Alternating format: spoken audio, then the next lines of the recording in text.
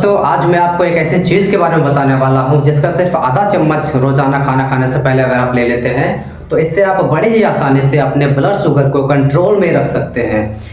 दोस्तों, डायबिटीज़ के लिए हम लोग दवाइयाँ तो बहुत सारी खाते हैं, लेकिन कभी कभी बहुत सारी दवाइयाँ खाने के बावजूद भी, सब कुछ ट्राई करने के बावजूद भी हमारी ब्लड शुगर कंट्रोल में नहीं आ पाती है।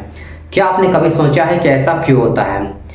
डायबिटीज़ एक लाइफस्टाइल डिसऑर्डर है दोस्तों, जिसमें हमारे खाने पीने का और दिन भर की जो हम लोग एक्टिविटीज़ करते हैं इसका सीधा सीधा असर हमारे ब्लड शुगर के ऊपर पड़ता है। और इसीलिए अगर अपनी डाइट और रोज़मर्रा की दूसरी आदतों पर ध्यान नहीं दिया जाए तो सिर्फ दवाओं के बल पे इसको कंट्रोल में रख पाना बहुत ही ज़्यादा मुश्किल है। और इसीलिए आज मैं आपको ब्लड शुगर को कंट्रोल में रखने वाली एक ऐसे उपाय के बारे में बताने वाला हूं और ऐसे कुछ प्रैक्टिकल टिप्स भी बताऊंगा जो आपकी डायबिटीज़ को इफेक्टिवली मैनेज करने में आपकी बहुत ही ज़्यादा मदद करेगा। सबसे पहले ये समझते हैं कि ब्लड शुगर क्या होती है और डायबिटीज़ में इसका कंट्रोल क्यों इतना ज़्यादा ज़रूरी हो जाता है। ब्लड शुगर जो कि ग्लूकोज के रूप में हमारे खून के अंदर होती है, ये हमारी बॉडी को एनर्जी प्रोवाइड करती है, ताकत देती है।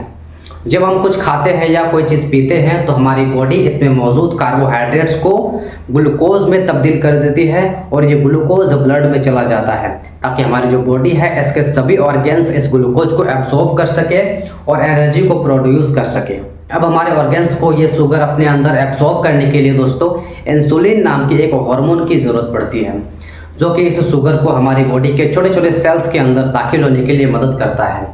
लेकिन जब किसी इंसान को डायबिटीज़ हो जाता है तो उसके बॉडी या तो पर्याप्त मात्रा में इस इंसुलिन को बना ही नहीं पाता है या फिर वो इंसुलिन को सही से इस्तेमाल में नहीं कर पाता है, और इसी वजह से जो शुगर ब्लड के अंदर होती है वो हमारी बॉडी में एब्जॉर्ब नहीं हो पाती है और धीरे धीरे ब्लड में ही बढ़ती चली जाती है और इससे हाई ब्लड शुगर यानी डायबिटीज़ पैदा हो जाता है। तो चलिए अब बात करते हैं ब्लड शुगर को कंट्रोल में रखने के लिए सबसे पहला स्टेप क्या है। ये रेमेडी है दोस्तों एप्पल साइडर विनेगर यानी कि सेब का सिरका। जी हाँ, एप्पल साइडर विनेगर जो कि आपकी डायबिटीज़ मैनेजमेंट में एक गेम चेंजर साबित हो सकता है। बस आधा चम्मच एप्पल साइडर विनेगर अगर आप अपने मेन मील से पहले लेते हैं तो यह आपके ब्लड शुगर लेवल्स को सिग्निफिकेंटली इन्फ्लुएंस कर सकता है। जब आप एप्पल साइडर विनेगर को कंज्यूम करते हैं तो इसमें मौजूद एसिडिक एसिड आपके स्टमक के एक्टिंग प्रोसेस को स्लो डाउन कर देता है। एक्टिंग प्रोसेस का मतलब है दोस्तों, इसके स्लो होने का मतलब ये है कि खाना खाने के बाद आपके पेट के अंदर जो खाना है वो ज़्यादा देर तक पड़ा रहता है और नीचे की तरफ आंतों की तरफ धीरे धीरे उतरता है, जिससे क्या होता है कि ग्लूकोज आपके ब्लड स्ट्रीम के अंदर स्लोली रिलीज होता है, जो कि ब्लड शुगर को स्पाइक करने से प्रिवेंट करता है। एप्पल साइडर विनेगर का यह effect specially type 2 diabetes patient के लिए बहुत ही ज़्यादा बेनिफिशियल होता है। अगर आप डायबिटीज़ मैनेज कर रहे हैं तो खाना खाने से कुछ देर पहले एक गिलास पानी के अंदर आधा चम्मच एप्पल साइडर विनेगर मिलाइए और इसको पी लीजिए और देखिए कि कैसे इससे आपकी ब्लड शुगर धीरे धीरे कंट्रोल में रहनी शुरू हो जाती है। एप्पल साइडर विनेगर दोस्तों ज़्यादातर लोगों को आसानी से टॉलरेट हो जाता है, लेकिन इसको लेते समय कुछ छोटी छोटी बातों पर ध्यान रखना चाहिए।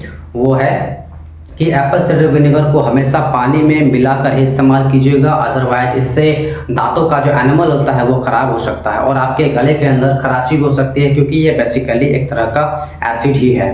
इसी तरह से जिन लोगों को एसिडिटी रहती है पेट के अंदर, उन्हें भी एप्पल साइडर विनेगर को ध्यान से इस्तेमाल करना चाहिए। लास्टली ये भी ध्यान रखिएगा कि एप्पल साइडर विनेगर कुछ दवाओं के साथ भी इंटरेक्ट कर जाता है, इसलिए अगर आपकी डायबिटीज़ की या फिर किसी और की बीमारी की दवाइयाँ चल रही है लंबे समय तक तो इससे लेने से पहले एक बार अपने डॉक्टर से सलाह मशवरा भी ज़रूर कर लें।